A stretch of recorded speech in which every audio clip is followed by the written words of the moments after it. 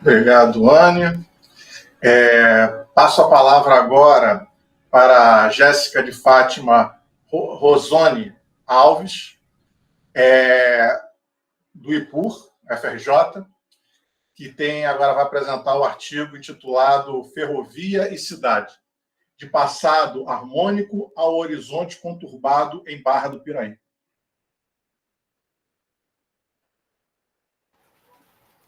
Boa noite.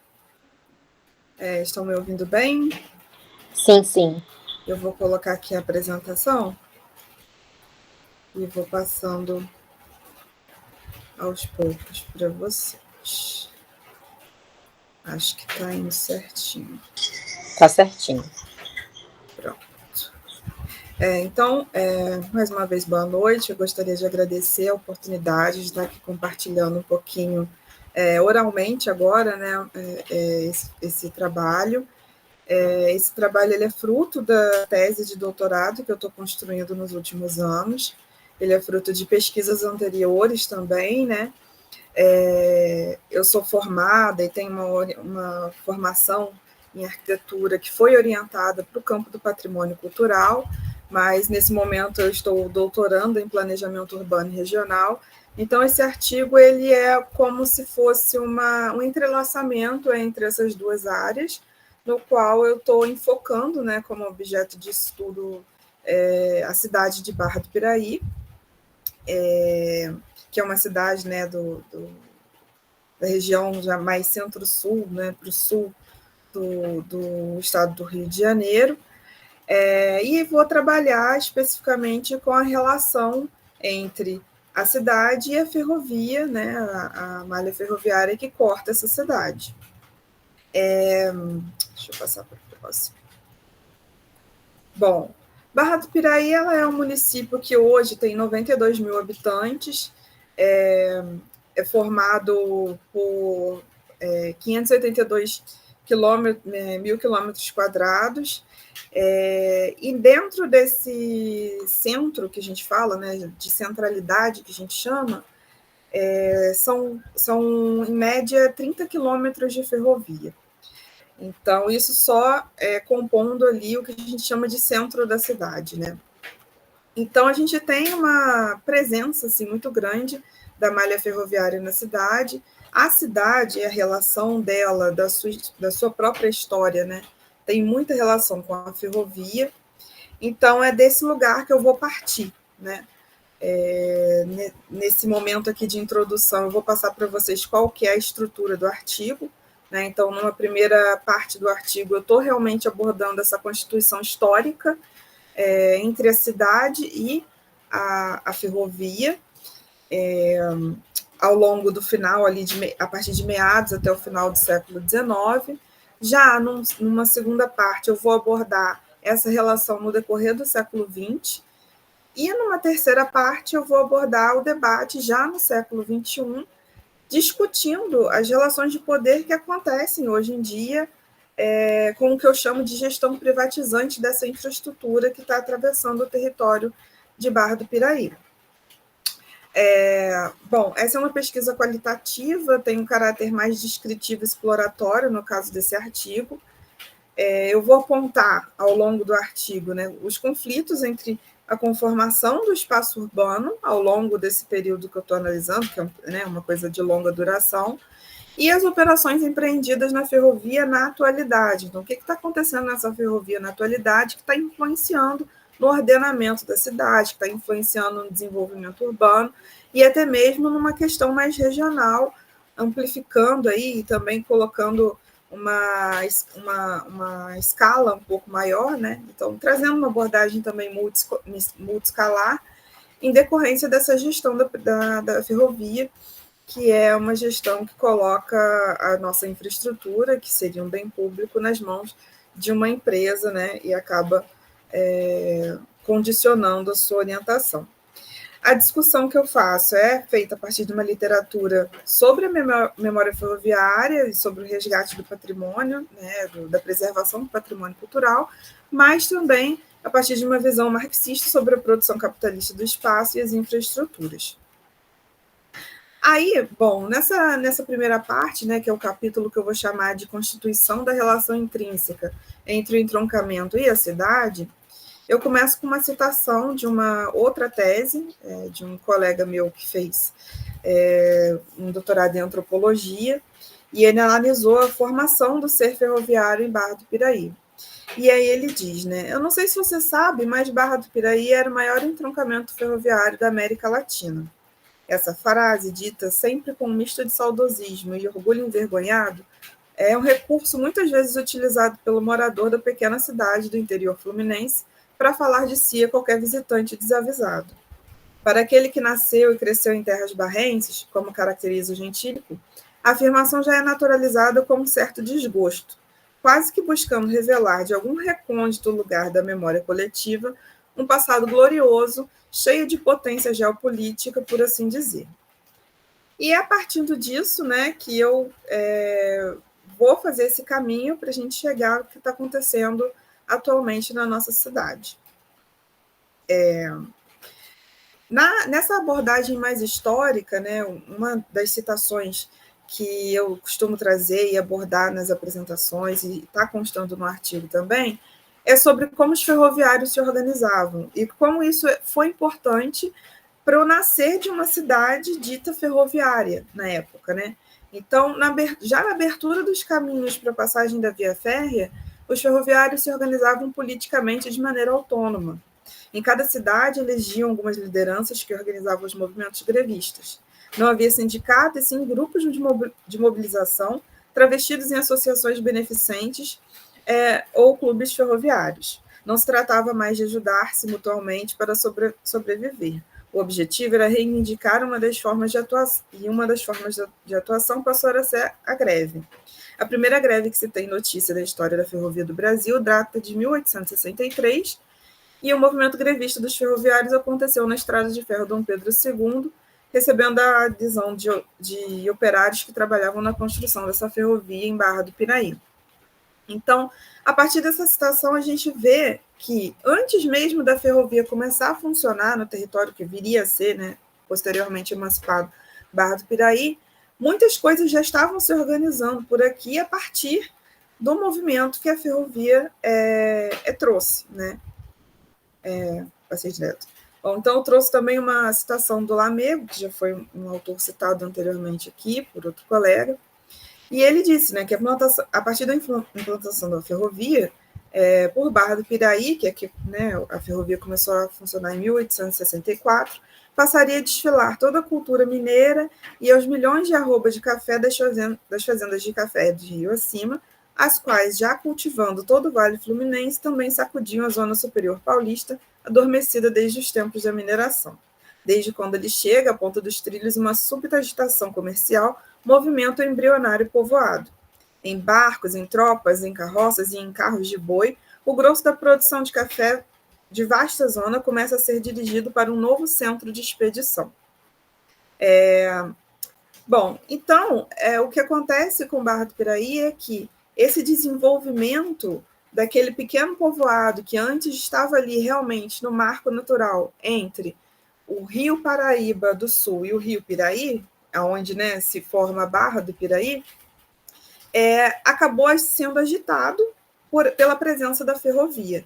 Aí a gente tem um postal que mostra a chamada Rua da Estação, que é onde se encontra a estação ferroviária no século XIX. Essa foto foi colorizada, ela, na época, né, era em preto e branco, mas mostra para a gente quantas linhas de trem já passavam pelo centro da cidade, formando aí esse grande entroncamento que durante muito tempo realmente foi conhecido como o maior da América Latina. Bom, aqui também a gente tem imagens de Barra do Piraí em 1885 e 1881, que já mostra a cidade muito conformada por pontes e por essa rede ferroviária, né? Aqui nesse mapa ao lado também dá para ver que a malha ferroviária, né, a partir de um momento ali, já estava se bifurcando, de fato, conformando o que seria a centralidade de Barra do Piraí. Depois eu trago esse outro mapa aqui também, que mostra para a gente como que o centro da cidade na época, né, considerado centro urbano de Barra do Piraí, já ali mais ou menos na década de 20 para 30, era conformado basicamente em torno da ferrovia, que são essas linhas vermelhas, né? No início do século XX, inclusive, se instalaram aqui pela cidade muitas instituições religiosas, muitos comerciantes, e a cidade, de fato, efervescia em torno da ferrovia. Entretanto, né, nesse segundo momento que eu vou abordar, é que, a partir da instalação na cidade vizinha aqui, Volta Redonda, da CSN, né, Companhia Siderúrgica Nacional, esse fenômeno, né, de agitação e tudo mais em torno da ferrovia acabou se transformando numa estagnação no desenvolvimento urbano de Barra do Piraí, trazendo para a cidade uma espécie de conformação de cidade dormitório, né? Então, aí a gente tem até um circular que foi produzido pelo Serviço de Propaganda do município na época, entre a década de 40 e 50, que fazia, né, chamava atenção para os industriais, para que eles se instalassem em Barra do Piraí, argumentando como se a cidade, né, fosse o ponto de convergência das ferrovias e tudo mais. E ali, como vocês podem ver, já cita também as rodovias, né? Então, a gente está aí, a partir desse momento, a gente vê também que foi colocado uma espécie de dicotomia entre as rodovias e as ferrovias, ao passo que as rodovias foram, aos poucos, tomando uma certa hegemonia no que se refere à infraestrutura de transporte. Aqui, para abordar um pouco dessa decadência das ferrovias, né, eu trago essa manchete de um jornal, que é de 1961, foi uma coisa que aconteceu aqui em Barra do Piraí, né? Mulheres postaram-se na linha para impedir a saída do... Foi o último trem, a última locomotiva, né, que partiria daqui, e que acabou não partindo.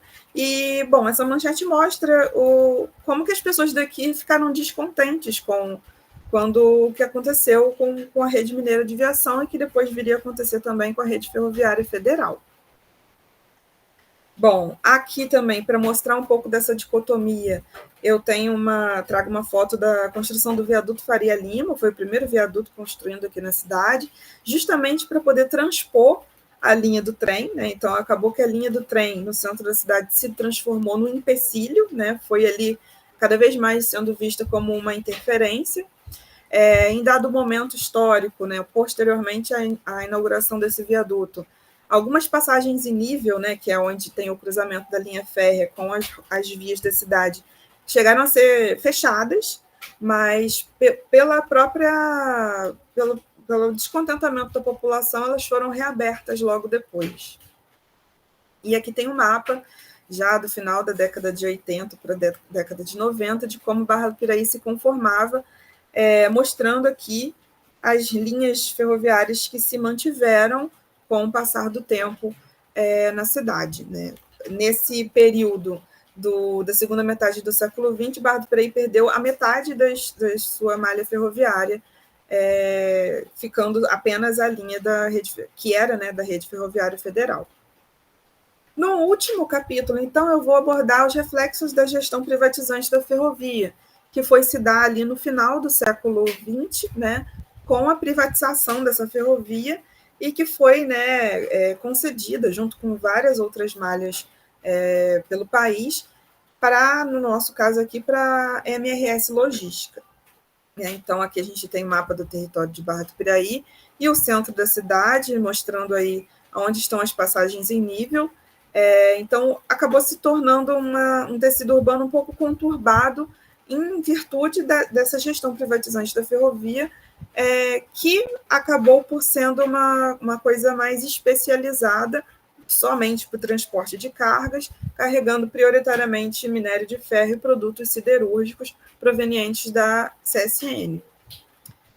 Então, como alguns reflexos, né, eu trago o abandono mesmo e a descaracterização de muitas das nossas estações, das nossas oficinas, né? Enfim, edificações voltadas para a ferrovia. A gente tem a estação de pulverização, que tem toda uma história específica em torno da sua própria construção e utilização no início do século XX. Tem a rotunda, que é uma das únicas, né, rotundas, pouquíssimas que restaram no país inteiro, e que está completamente descaracterizada, rodeada por vários anexos e tudo mais.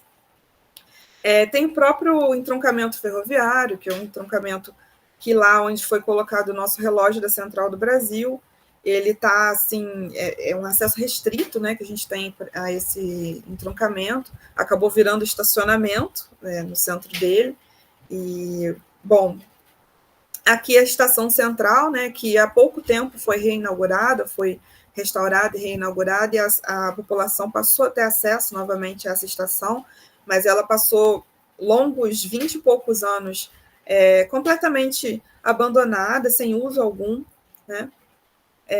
E aqui, bom, tem uma maquete eletrônica das obras que estão sendo feitas agora na cidade, em virtude dessa gestão privatizante da ferrovia, no qual eles estão construindo pontes e viadutos para desviar o tráfego da ferrovia, mais uma vez visando, né, todo o acúmulo de capital que essa gestão privatizante, toda essa conformação vai permitir como ganho de lucro para a empresa e as suas acionistas. Aqui eu tenho uma maquete de uma outra intervenção, né? Então, são intervenções grandes, né, de grande porte, pontes atravessando tanto o rio como por cima da linha férrea, né, mudando, enfim, o ordenamento, a organização de todo o nosso centro da cidade. Aqui uma outra, né, maquete eletrônica, tudo isso para mostrar que são realmente intervenções muito significativas de mudança mesmo no nosso tecido urbano. E aqui, né, eu trago também uma questão que foi que várias mobilizações contrárias a esse movimento dessas obras e tudo mais surgiram também nos últimos 2, 3 anos, mas não foram capazes de barrar o avanço dessas intervenções que estão sendo feitas sem praticamente nenhuma participação popular. Como considerações finais, então, eu trago aqui que realmente, né, de acordo com a pesquisa que eu fiz, existe uma relação intrínseca entre a cidade e a ferrovia no caso de Barra do Piraí. A princípio, essa relação realmente era próxima, tanto que em um dado momento foi instigar a autonomia do povoado de Barra do Piraí, mas em seguida ela acabou né, se constituindo como uma dicotomia entre a infraestrutura rodoviária e ferroviária. E, bom, com a especialização dessa infraestrutura, né, e também a condição deficitária de algumas ferrovias, acabou acontecendo a estagnação mesmo da cidade. A partir do final do século XX, então, a privatização da ferrovia foi determinante para que a infraestrutura acabasse contrariando a própria essência da cidade, pela qual a cidade foi, de fato, né, se desenvolveu. No decorrer do presente século, essa malha ferroviária acabou se consolidando como corredor logístico especializado, o que eu considero como um fim de um bem público, né, que não existe mais o usufruto para a população. Então, na atualidade, a gente observa uma cidade que não tem mais o prestígio de antigamente, né, em relação à infraestrutura de transporte, já não tem o transporte fluvial, o transporte terrestre, o rodoviário vai predominar, mas assim, com algumas inadequações e inseguranças, e o ferroviário vai ser muito restrito, apenas cortando, né, atravessando a cidade. Então, se antes entre ferrovia e cidade havia essa harmoniosa convivência, né, que propiciava o desenvolvimento, agora uma vai ver a outra como interferência. Cotidianamente aqui, a gente tem lidado com essas consequências de um controle territorial que é exercido ao longo da via férrea, e a gente tem vivenciado uma realidade na qual a gente precisa, inclusive, lutar pelo direito fundamental de ir e vir, né, de atravessar de um lado para o outro da nossa cidade, que acabou sendo rasgada pelos trilhos que não estão mais nos servindo a nada. Aqui algumas referências que eu usei para elaborar a apresentação, e meu muito obrigada. Obrigado, Jéssica, pela apresentação. Então, vamos agora para a última apresentação, né? E depois a gente segue para o debate, tá, gente? Entre os autores e quem está aqui junto conosco nesse webinar. A última apresentação, então, de hoje é da Luísa de Souza Barbosa. Ela é do Instituto Federal Fluminense e o trabalho é intitulado Desigualdades Sociais em Campos dos Goytacazes. Oi, boa noite. Eu gostaria de agradecer pelo convite, pelo aceite da publicação do meu artigo. E eu queria falar que eu estou muito nervosa, então se eu dar umas travadinhas, releve, por favor. É a primeira vez que eu faço isso. Eu vou compartilhar aqui a minha apresentação e aí eu continuo